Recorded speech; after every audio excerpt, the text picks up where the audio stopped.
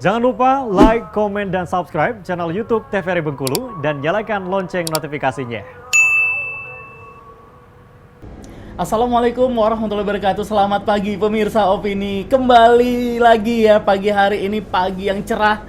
Ini pemirsa, obrolan pagi ini bersama saya Iqbal Fatwa. Kita akan ngobrol-ngobrol di pagi hari ini, ngobrol-ngobrol santai untuk menggali inspirasi dari sosok narasumber kita di pagi hari ini. Dan tentunya Opini kita selalu menghadirkan narasumber-narasumber yang berkompeten di bidangnya. Dan juga sangat menarik kalau kita kulik-kulik kehidupan di belakang layarnya ya. Mulai dari awal kok bisa jadi seperti ini, ada kisah apa, terus juga histori apa. Dan pasti untuk Anda pemirsa Opini, kita selalu informasikan untuk Anda jangan lupa untuk follow sosial media dari TVRI Bengkulu untuk mendapatkan informasi-informasi ter-up to date seputar TVRI Bengkulu, mulai dari Instagram, Facebook, YouTube channel, dan juga TikTok nih. Untuk anak-anak TikTok, jangan lupa untuk follow TikToknya dari TVRI Bengkulu. Dan pemirsa Opini sudah hadir di studio Opini di pagi hari ini. Seperti kostum saya sudah olahragawan sekali, karena kita menghadirkan di studio Opini ini ada pelatih atau bahasa Inggrisnya coach. Waduh, ini coach yang biasa beraktivitas di dalam air. Sudah ada coach renang. Wah, sudah hadir di studio Opini ada Dindi Permatasari. Selamat pagi Coach Dindi. Pagi. Terima kasih Coach sudah hadir di studio Opini pagi-pagi meninggalkan sejenak aktivitasnya. Nah, biasanya Coach Dindi kalau pagi-pagi ini kesibukannya apa, Coach? Ngelatih. Iya, ini reschedule dulu jadwalnya tadi. Oke, berarti siswa-siswa ini diliburkan dulu kah atau di?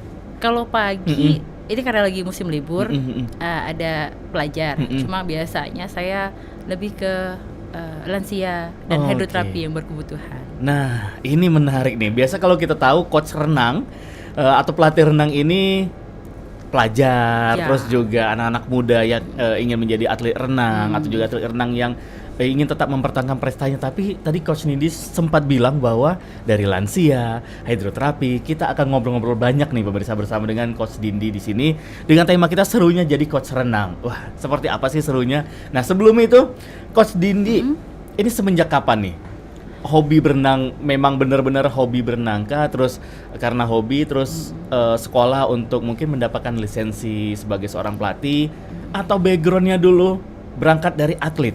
Oke. Dulu saya dari atlet sebenarnya. Tapi sebelum menjadi atlet, saya itu anak yang penyakitan dulu, Mas. Anak penyakitan. Jadi waktu SD itu saya di keluarga paling sering itu ngulang ke dokter. Kalau bahasa orang dulu sih bengek ya. Kalau bahasa sekarangnya sih pneumonia, asma. Asma. Jadi dari dokter, anaknya disuruh berenang, Bu, dibilang ke orang tua saya. Anaknya suruh berenang.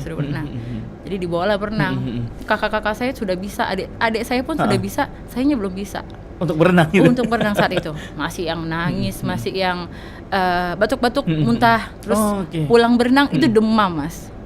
Berarti dulu benar-benar yang fisiknya lemah banget ya emang.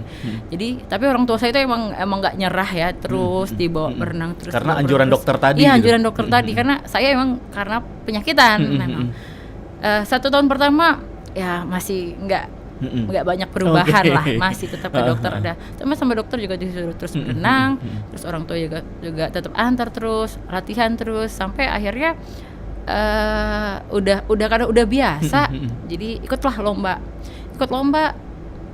belum berenang, masih yang nomor 2, nomor 3. Cuma kalau saya kalah nangis. Sahabat pelatih saya dulu di support kan, udah jangan nangis ini. Tapi ada loh hikmahnya, saya nangis itu karena saya nggak mau kalah sama orang. Nah, jadi dorongan dari dalam diri sendiri. Dalam diri itu, saya pokoknya nangis, kesel loh kalau kalah, kesel ya. Cuma udah ikut lomba. Akhirnya di kelas 3 SD saya itu dapat tembus limit, namanya Popnas saat itu di 2001. Saya jadi peserta terkecil se-Indonesia. Wah, umur saya kurang dari 9 tahun saat itu. Itu mewakili provinsi Bengkulu. Itu yang pada yang lulus itu anak-anak SMA, anak SMP. Saya masih SD yang ngelihat aja kayak diketekin sama kakak-kakak renang itu. Kalau bahasa anak-anak dulu kan anak bawang ya. Anak bawang. Ini anak siapa sih ikutan sebagai peserta ini? Oh, Ya, oke. bawangnya kayak gitu lah. Berarti bisa kita bilang ini menjadi seorang atlet itu karena faktor ada hikmahnya berarti Ada dong. hikmahnya benar. Oke, karena mengalami tadi ada asmanya, Ada asma, ada sakit saran ya. dokter untuk berenang. Terus jadi Oke. berenang. Lama-lama jadi kok enak atlet, nih iya. berenang. Udah jadi kayak udah setiap hari kalau nggak berenang nggak udah rasanya. Oke. Nah, kalau dari keluarga sendiri berarti tidak ada yang sebagai atlet mungkin dari cabang olahraga lain. Oh, kalau orang tua saya dulu atlet tapi mainnya tenis, Oh, nggak mainnya berenang, tenis. jauh dari Oke. berenang. Itu berenang itu karena karena ada yang sakit tadi, Oke. karena saya suka sakit, di dokter suruh berenang, jadi semuanya dibawa ke kolam renang. Oke, berarti satu keluarga Iya, ini satu semua keluarga. berenang. Iya. Saya 4 saudara, empatnya berenang. Oke. Yang jadi atlet cuman coach Yang- sendiri nih. Jadi sebenarnya jadi atlet semua cuma sampai topnya gitu, cuma saya yang sampai bertahan. Wah, seru dong ini. Pernah ada pengalaman nggak? Gini kan semuanya jadi atlet. Kalau untuk di daerah semuanya sudah sah ini jadi atlet nih. Iya. Sering ketemu atau pernah ketemu nggak di dalam satu kejuaraan nih? Kalau itu sering, kalau Sama saya, kakak. sama kakak saya. Oke. Jadi kebetulan kakak, kalau adik saya di tengah jalan dia lebih ke akademik, jadi lebih milih belajar. Oke. Kalau saya sama kakak saya suka berangkat bareng kalau dulu event-event Mewakili, provinsi. provinsi. Sudah ke nasional kami, sudah ke nasional Oke. semua. Kalau di daerah berarti kompetisi nih berdua. Udah kompetisi, udah dari seleksi kota atau kabupaten dulu, nanti baru seleksi provinsi, baru berangkat ke nasional. Oke, di rumah sering berantem nggak? Kamu harus ngalah nih, kamu harus ngalah dulu. Oke. Kan seru nih. Begitu di rumah sampai ke kolam renangnya, ingat yang tadi malam ya, kamu harus kalah. Enggak. Coba memang jadi kalau di renang itu ada spesialisnya. Jadi ada 4 Oke. gaya kan dalam renang, itu ada Oke. spesialisnya masing-masing gitu. Jadi kalau dulu kakak saya lebih ke punggung bebas, saya lebih bebas ke kupu gitu. Oh, oke. Berarti kalau untuk gaya batu sebenarnya nggak ada itu Oh, ya? nggak ada. Oh, nggak ada. Nanti boleh kita ciptain dia. Oh, gimana? Begitu berantem, yang lain sudah sampai di finish, kitanya masih di garis start. Oke, berarti ini luar biasa sekali perjalanan dari kecil. Pernah juga menjadi atlet termuda, terkecil se-Indonesia. Yang lainnya itu pelajar SMP, SMA. Dari kau sendiri masih SD. Nah, berarti kan ini dari SD terus SMP lanjut lagi nih. Tetap karir atlet ini tetap masih berlanjut. Iya. Oke. Saya sampai SMA saya ikut PON. Ikut PON.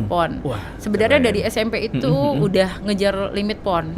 Cuma di kelas 6 SD jadi ada seleksi namanya Porwil saat itu. Porwil dulu, dan saat Porwil sayanya sakit, jadi limitnya nggak dapet. Oh, itu kayak merasa wah terpukul sekali itu Benar-benar. lagi. Iya, itu kalaupun dapat saya juga usia terkecil saat itu. Oke. Soalnya masih SD rata-rata itu yang PON, SMA, mahasiswa kayak gitu, yang udah ngejar limitnya. Tapi pada saat kondisi badan juga nggak fit. Iya, saat itu saya di kelas 6 SD, saya ingat sekali itu tiba-tiba saya radang. Oke. Jadi nggak dapat limitnya. Wah, itu berarti sempat down juga dong. Sempat down, sempat Justru down. memang benar-benar goal yang ingin dikejar. Iya, karena saya balik lagi cengeng suka nangis tadi.